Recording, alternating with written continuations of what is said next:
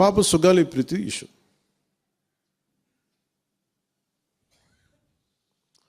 పండ్లున్న చెట్టుగా రాళ్ళు పడతాయంటారు.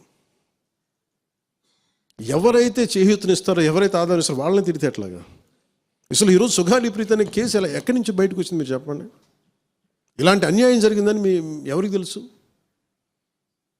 ఈ రోజున గత ప్రభుత్వం 2019, 2024లో ఒక ప్రభుత్వం మీద, అప్పుడు ముఖ్యమంత్రి మీద మాట్లాడటానికి అసలు ఎవరికైనా ధైర్యం ఉందా?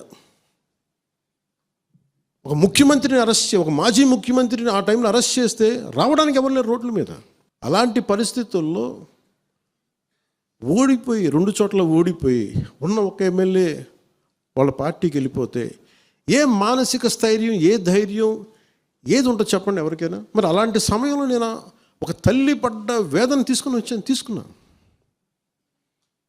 నాకే సరదానా 2 లక్షల మంది జనం మధ్యలో నడుచుకుంటూ వెళ్ళి ఆ సమస్యను హైలైట్ చేసి వాళ్ళు సిబిఐకి ఇచ్చారు. సిబిఐకి ఇస్తే మన ఇంటర్నల్ పేపర్ వర్క్ మనకి ఎలా తెలుస్తుంది? ఇంటర్నల్ పేపర్ వర్క్ వాళ్ళు ఇస్తే వాళ్ళు ఏంటంటే జీవో రిలీజ్ చేశారు. మా దగ్గర నుంచి వెళ్ళింది కానీ ఎక్కడికి వెళ్ళాలో అక్కడి నుంచి ప్రొసీడ్ చేయాలి, అక్కడ ఆపేశారు.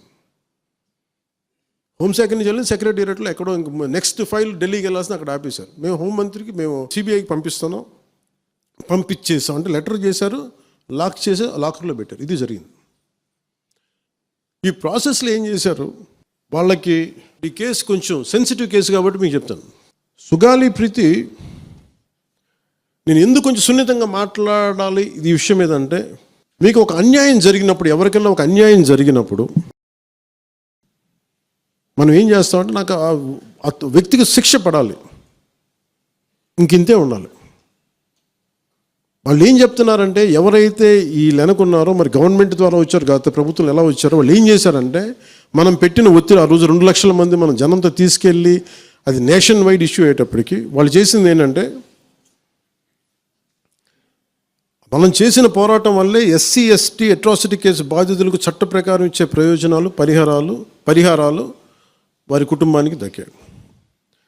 కర్నూలు రూరల్ మండలం దిన్నెదేవరపాడులో 5 ఎకరాల వ్యవసాయ భూమిని కేటాయింపబడింది. ఆ గ్రామం కర్నూలు నగరానికి 9 కిలోమీటర్ల దూరంలో ఉంది. ఈ రోజున మార్కెట్ వాల్యూ కనీసం ఎకరాకి అది వాళ్ళు చెప్పడం మీరు క్రాస్ చెక్ చేసుకుని 2 కోట్ల వరకు ఉంటుందని చెప్తా ఉన్నారు. వీరి కుటుంబానికి కర్నూలు కార్పొరేషన్లో కల్లూరు వద్ద 5 సెంట్ల ఇంటి స్థలాన్ని కేటాయింపు చేసిన ప్రభుత్వం. సెంటు 10 లక్షల నుంచి 15 లక్షల వరకు ఉంటుంది.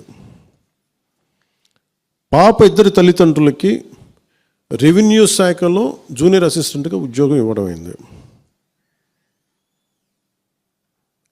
ఇది కాకుండా, ఇది మన పోరాటం వల్ల ఒత్తిడి పెట్టడంలో వచ్చినాయి.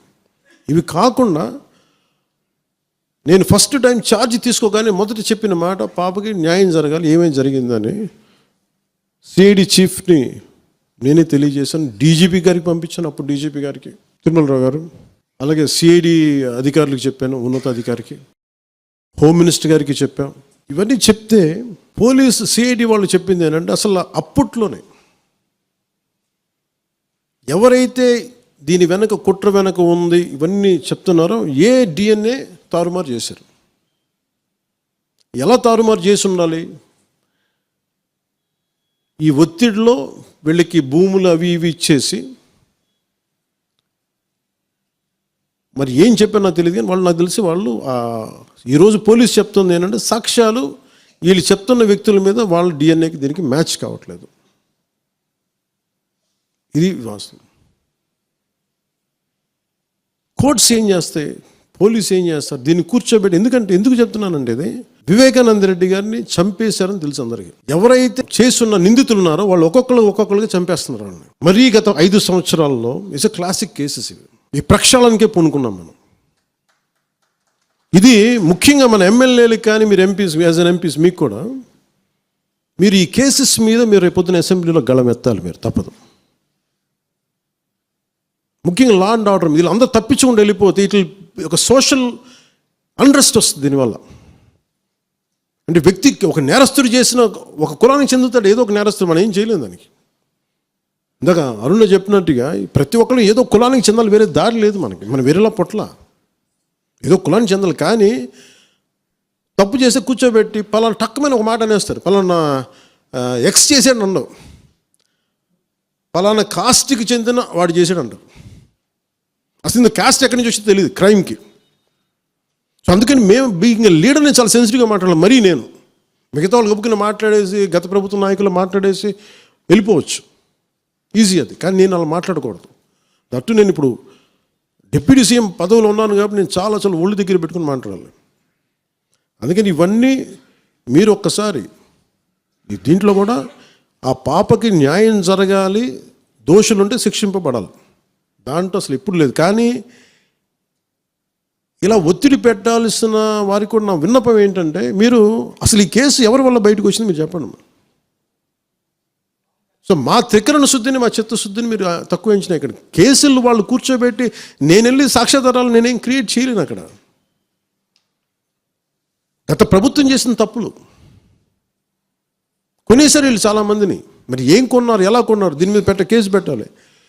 లెట్ ఎంటైర్, ఇది నా ఒక్కటి కేసు కాదు, ఇది ఎంటైర్ సొసైటీ కేసు, ఇది సిచ్యువేషన్.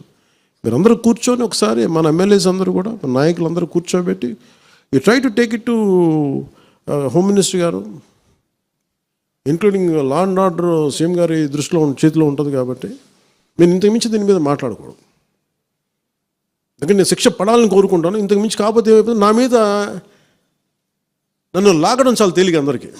ఎందుకంటే నేను మెత్తని మనిషిని కదా, నా మీద రాళ్ళు వేసేయండి ఈజీ, నా చొక్కా పట్టుకొని ఈజీ.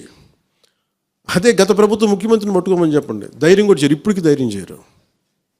ఎందుకంటే వాళ్ళ మనుషులు ఇళ్లలోకి వచ్చి కొడతారు, క్రిమినల్స్ వచ్చి ఇళ్లలోకి వచ్చి కొడతారు, చంపేస్తారని భయం.